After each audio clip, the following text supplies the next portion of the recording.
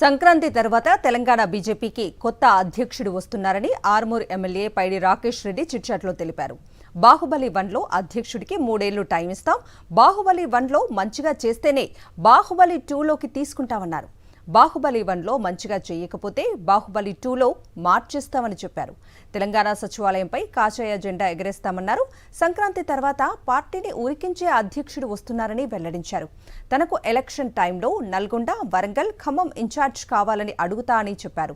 తాను 18 మంది ఎమ్మెల్యేలను గెలిపించుకుంటానని ఎమ్మెల్యే పైడి రాకేష్ రెడ్డి ధీమా వ్యక్తం చేశారు.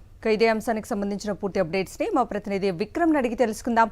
విక్రమ్, అయితే గత కొంతకాలంగా కూడా బీజేపీ రాష్ట్ర అధ్యక్షుడు ఎవరు అన్న దానిపై కొంత సస్పెన్స్ అయితే కొనసాగుతున్న పరిస్థితి ఉంది. మరోవైపు సంస్థాగత ఎన్నికల ప్రక్రియ కొనసాగుతుంది. జిల్లా అధ్యక్షుల ఎన్నికల ప్రక్రియ కొనసాగుతున్న పరిస్థితి ఉంది. జిల్లా అధ్యక్షుల ఎన్నిక పూర్తయిన తర్వాత రాష్ట్ర అధ్యక్షుల ఎన్నిక ప్రక్రియ ఉండబోతుంది. ఈ నేపథ్యంలో నిన్న ఢిల్లీలో కూడా సమావేశం జరిగింది. జిల్లా అధ్యక్షుల ఎంపిక ఈ తాజాగా పైడి రాకేష్ రెడ్డి చేసిన వ్యాఖ్యలు చూస్తుంటే సంక్రాంతి తర్వాతనే కొత్త అధ్యక్షుడు వచ్చే అవకాశాలు అయితే స్పష్టంగా కనిపిస్తున్నాయి. బాహుబలి 1 తర్వాత అధ్యక్షుడికి 3 ఏళ్ల టైం ఉంటుంది. ఇప్పుడు ఎన్నుకున్న అధ్యక్షుడికి 3 ఏళ్ల సమయం ఉంటుంది.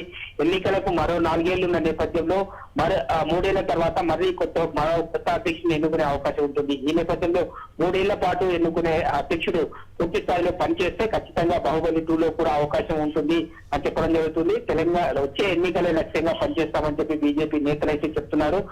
పైడి రాకేష్ రెడ్డి ముఖ్యంగా చెప్తున్నారు, ఎన్నికల టైంలో నల్గొండ, వరంగల్, ఖమ్మం 3 జిల్లాలకు సంబంధించి ఇన్ఛార్జీలు ఇస్తే 18 సీట్లను గెలిపిస్తానని చెప్పి చెప్తున్న పరిస్థితి ఉంది. సంక్రాంతి తర్వాత ఖచ్చితంగా బీజేపీని పరిగెత్తించే అధ్యక్షుడు వస్తారని చెప్పి పైడి రాకేష్ రెడ్డి చెప్తున్నారు. Kavitha. Right Vikram, thank you.